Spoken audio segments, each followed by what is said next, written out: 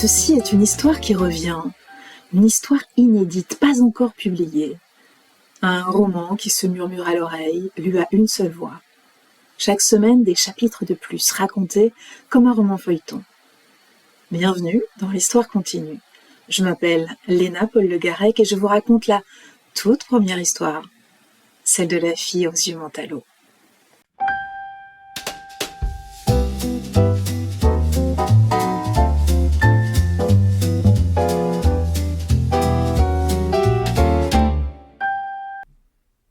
Chapitre 11.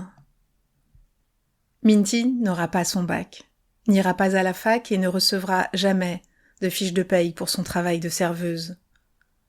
Elle a désormais un coin de chambre à elle à l'étage, un espace restreint dans une pièce borgne. Elle y est habituée. Nourrie, logée, affairée. Les photos punaisées rangées dans une boîte en fer, les souvenirs en enfer. La famille d'accueil, c'est fini. Un autre solitaire a pris sa place. Ils ont assuré de passer la voir au Wild Wild West. Bien sûr, ils ne viendront pas. Une promesse de plus qui ne sera pas tenue. Minty a des veines impudentes. Elle est née de privation, une orpheline, une vraie, une enfant de l'oubli, du vide et des carences, qui ignore tout de son avenir et c'est tant mieux. Peut-être est-ce pour cela qu'elle se cramponne au désir et à son instinct animal pourtant déboussolé. Peut-être est-ce pour cela que ses effusions ne sont pas comptées, ses émotions décuplées, pour rattraper les manques, pour réclamer son dû. Il serait temps que la vie passe à la caisse. Elle a des années de retard. Puisque jusqu'ici, elle ne lui a offert aucun cadeau. Elle lui en doit un. Et plus il tarde à arriver, plus il a intérêt à être grand. Désormais, elle est mannequin, comme dans les magazines. Ces magazines qu'elle n'achète pas, qu'elle feuillette debout en cachette. Elle doit y être, dans l'un d'entre eux, puisque elle a servi de modèle pour un photographe avec tout le matériel venu de la capitale. C'est ce qu'elle raconte. Elle a toujours eu tendance à l'exagération. Minty, elle parle en point d'exclamation. Minty, c'est Marseille, le vieux port et la sardine réunis. C'est Marseille, l'accent, moi. C'est Marseille bébé, mais le terme n'existait pas encore. Elle a l'emphase généreuse, le détail qui détonne. Elle tiendrait en haleine le plus assoiffé des piliers de bar. Pas pour mentir, pour enjoliver, fictionnaliser la vie, la rendre moins laide, moins moche, moins sale. Côté mytho, ils se sont bien trouvés avec Mike. Elle prend des pauses pour les clients. Elle a tant contemplé les filles sur les murs de sa chambre qu'il est naturel pour elle de mimer les mous maussades. Elle maîtrise les positions des mains, des pointes de pied, l'angle de son visage et l'entr'ouverture de ses lèvres. Ce petit numéro, nous le connaissons. Minty n'est pas la première, mais nous espérons tous qu'elle soit la dernière. Pourtant, nous ne faisons rien. La lâcheté passive, la lâcheté conventionnelle. On feint de regarder ailleurs, le nez dans le verre, les yeux dans le journal. Prendre bien soin de ne rien remarquer. Surtout, on n'en parle pas. En parler serait un aveu. En parler serait faire de l'idée une réalité. Si on ne la nomme pas, ça n'existe pas. Un soir, tard, alors que les mégots s'entassaient sur le trottoir, alors que le sol luisait, vernissé par les bières renversées au cours de la journée, Max est revenu. Coincé sous le bras, une pochette mouchetée, de type carton à dessin. À l'intérieur, quelques photos que Minty s'empresse de découvrir aux yeux de tous. « Oh, merci, merci, merci, Max, elles sont terribles !» On dirait de vraies photos de superstars. Des photos hollywoodiennes comme celles des studios Harcourt. Elle s'émerveille. Pendant ce temps, il relève sa mèche insoumise. Il a ce geste bien à lui.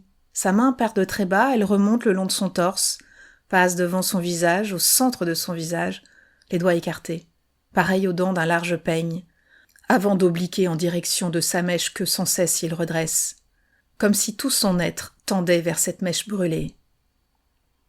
De la couleur au noir et blanc, plus les photos défilent, plus sa tenue s'allège. Elle accroche l'objectif, attrape tous les regards. Elle éclipse l'environnement, le décor s'efface, elle sature tout, elle bouffe la lumière. Elle est la photo. Sur la dernière, son corps d'argile est habillé des seuls rayons de soleil. Elle a beau être nue, ses yeux clairs nous happent, nous capturent. Nous sommes tous pris au piège, même elle. Minty a le Wild Wild West dans la chair. Elle est désormais une funambule, en équilibre sur l'honneur de deux mondes flous, entre grâce et garce.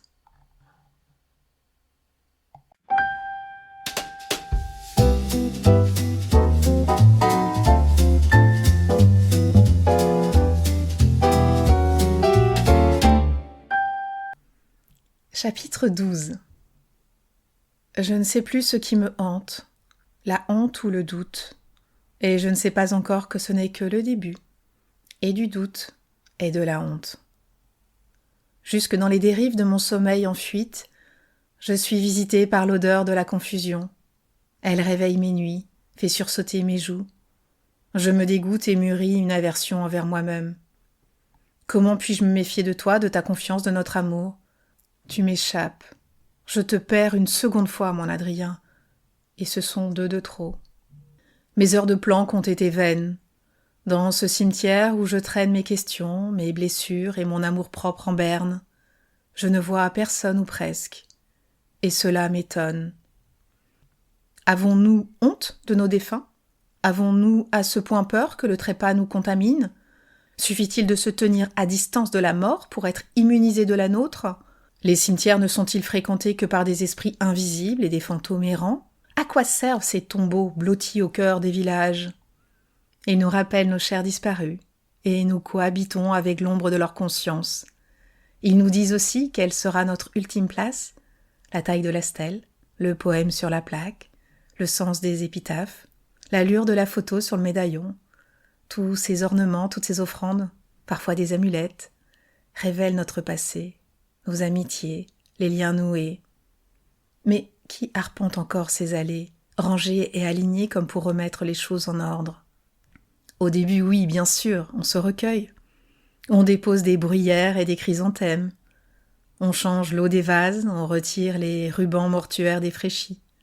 Mais après, passe le cortège du temps. La vie tente de reprendre le dessus. On espace nos visites, parce qu'elle cultive la peine. Bien entendu, il y a la Toussaint, quelques fêtes et les dates notables qu'intime le calendrier. Quoi ? 2, 3 fois l'an ? Ensuite, les oraisons s'envolent, les cantiques s'évaporent et les fleurs se raréfient, deviennent fausses. Les couleurs s'évanouissent, se délavent comme les souvenirs, comme les dessins spirituels, et les chats noirs aux yeux noirs prient pour nous. Peut-être que ces chats maintiennent les âmes en suspens, là, sous nos pieds, en multipliant le temps par 7, étirant la mort jusqu'au suivant. Peut-être qu'ainsi, lorsque je te retrouverai, mon Adrien, seras-tu aux côtés de nos enfants arrachés, nés trop tôt ? Seras-tu près des limbes de ces vies volées ? Et surtout, seras-tu encore chaud d'amour ? Je me languis de vous rejoindre. Je sais que tu es là, que tu me vois, même si je ne te vois plus. Je commence à me convaincre d'avoir imaginé les fleurs. Peut-être que mon chagrin a tout inventé. La fabrique des virtualités et fruits d'amertume. Depuis que tu as été fauché, je n'ai pas touché à tes affaires, tes vêtements, tes outils, nos papiers. Tout est demeuré intact. Ta veste et ton écharpe s'affichent dans l'entrée. Ta brosse à dents côtoie encore la mienne, ton pyjama couve sous l'oreiller. Même tes médicaments sont là sur la table de chevet, pour quand tu reviendras. L'intérieur de la maison est indemne. Je l'ai entretenu, soigné, tout en maintenant l'ordre des choses. Seul le dehors est devenu friche. Que serait le jardin sans toi ? Je n'ai plus envie d'y aller, d'en profiter. Je laisse le chien-dent et les ronces gravir, envahir peu à peu les massifs et recouvrir les allées. Peut-être pourrais-je trouver un élément de réponse parmi tes effets, une trace pour faire taire mes angoisses. Je n'ai jamais regardé dans tes poches, même les jours de lessive, encore moins dans ton téléphone. Les lettres s'accumulent, je ne les décachette pas, je les pose sur l'étagère à paperasse. L'administratif peut bien attendre. C'est toi qui gérais les tracasseries, des formalités. Je n'ai jamais rien compris à tout cela, jamais eu le courage, surtout, de m'y pencher. Je suis devant l'armoire, droite devant l'armoire.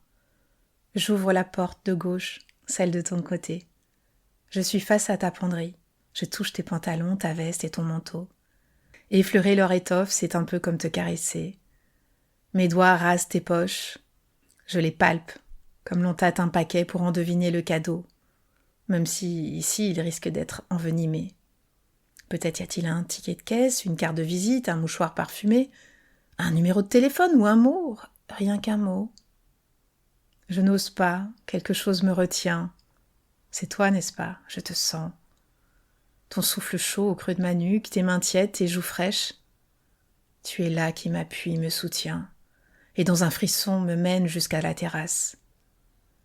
Me voilà d'instinct au jardin, à arroser les plantes défleuries, à sécater les arbustes décatis. Tu as raison, mon Adrien, c'est là que je dois être, c'est là ma place. Je dois maintenir en vie les lauriers roses et les massifs d'hortensia bleus, ce bout de nous, être à la hauteur de notre amour. Chacun sa culpabilité. La mienne est dans la quête d'une vérité inavouée.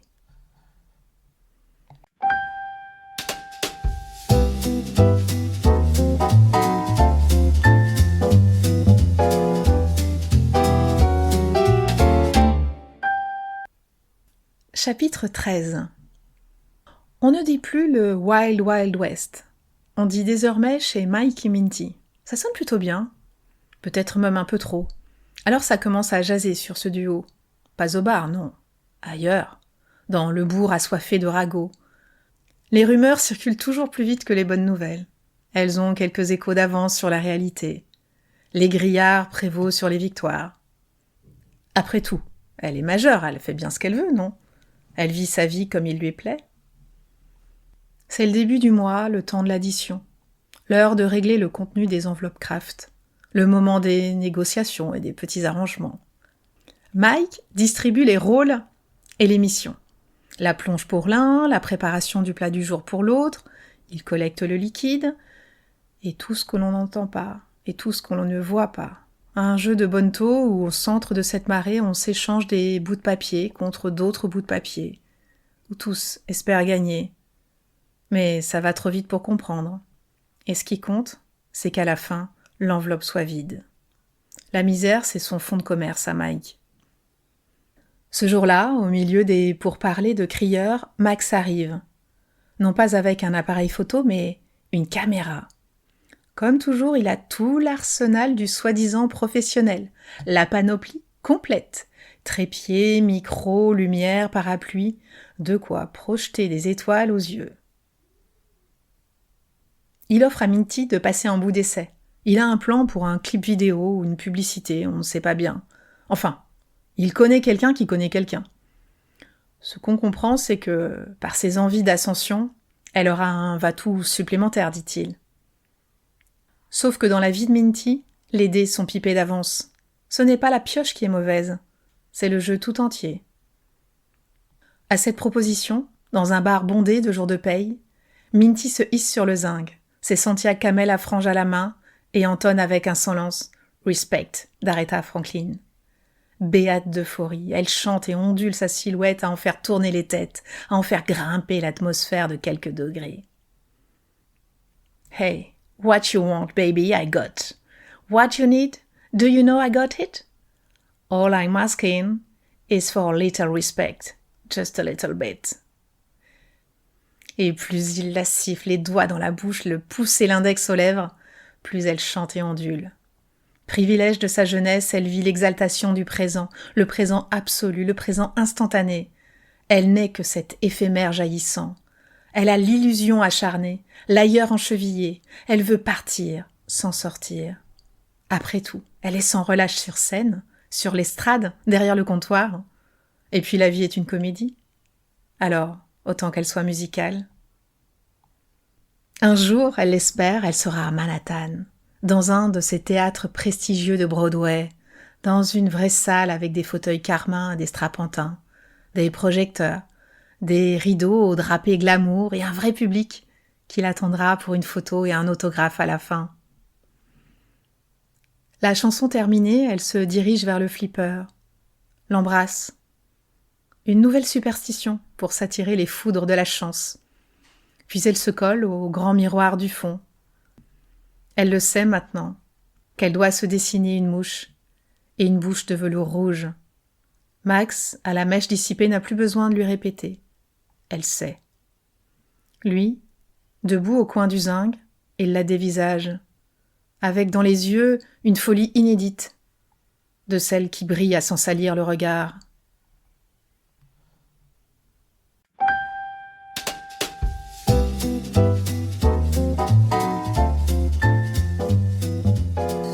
Et l'histoire continue. Alors retrouvons-nous ici pour le prochain épisode. La suite vous attend. Et moi aussi.